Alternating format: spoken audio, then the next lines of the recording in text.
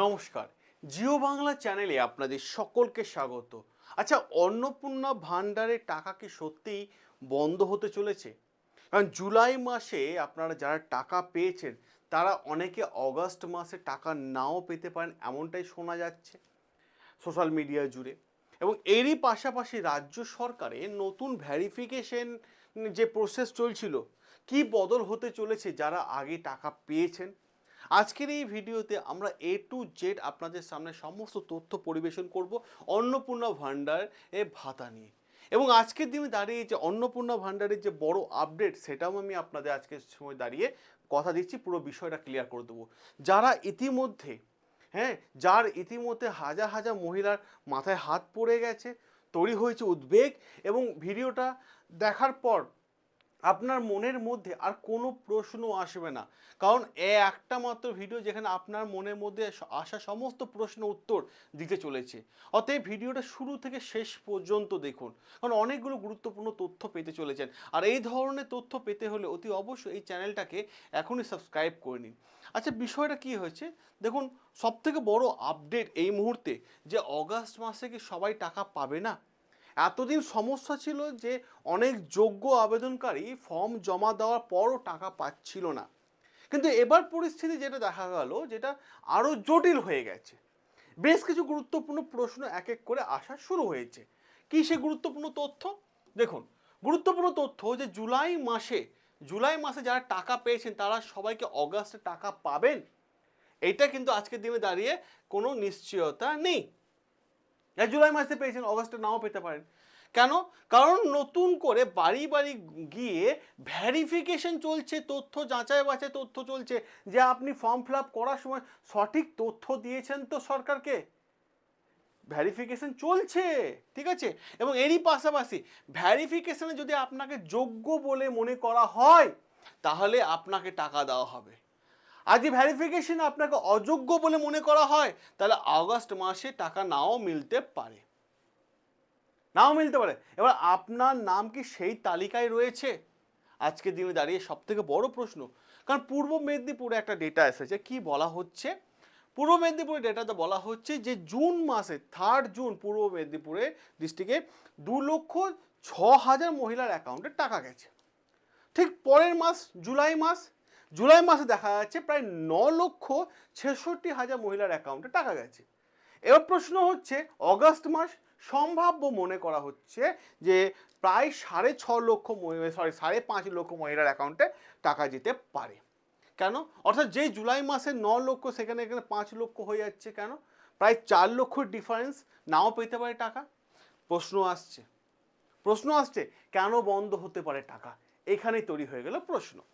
দেখুন, তার আগে আমি আপনাদের বলি, আপনারা যারা কম্পিউটার শিখতে চাইছেন, কম্পিউটারে ওয়ার্ড, এক্সেল, পাওয়ার পয়েন্ট যারা শিখতে চাইছেন, ডিপ্লোমা যারা করতে চাইছেন, আপনাদের বলি যে অনলাইনের মাধ্যমে কম্পিউটার কোর্স করুন।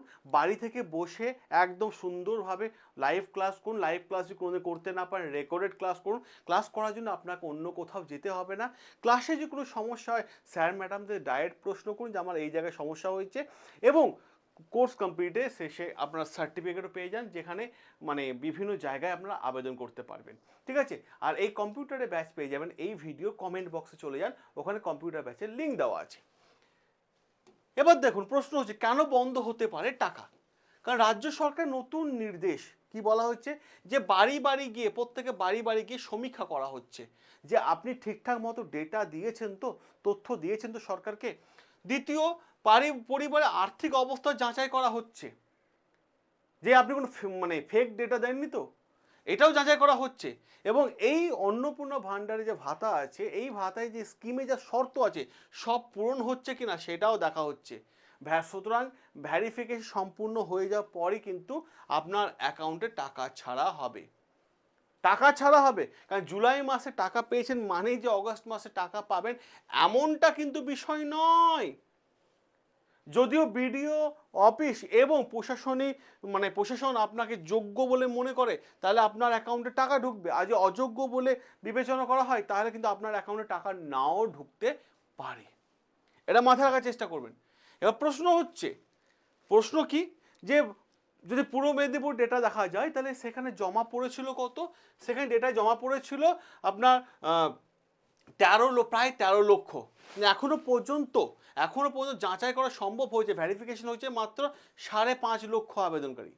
ফলে আবেদনগুলি এখনো ভ্যারিফিকেশন শেষ হতে হয়তো অগাস্ট মাসে দ্বিতীয় সপ্তাহ লাগতে পারে, এমনকি তৃতীয় সপ্তাহ লেগে যেতে পারে। তাই অনেকের টাকা দেরিতেও আসতে পারে, আবার অনেকে সাময়িকভাবে টাকা নাও পেতে পারেন। নাও পেতে পারেন মানে কি, যদি আপনি অযোগ্য হিসেবে চিহ্নিত করা হয় তাহলে আপনি নাও পেতে পারেন। যার ফলে শুরু হয়েছে মহিলাদের মধ্যে বিক্ষোভ শুরু হয়ে গেছে। এবার প্রশ্ন হচ্ছে যে অগাস্ট মাসে কারা টাকা পাবেন। দেখুন, কারা টাকা পাবেন অগাস্ট মাসে? টাকা পাবেন তারাই যাদের বাড়ি বাড়ি গিয়ে ভ্যারিফিকেশন সম্পূর্ণ হয়েছে, তারাই টাকা পাবেন।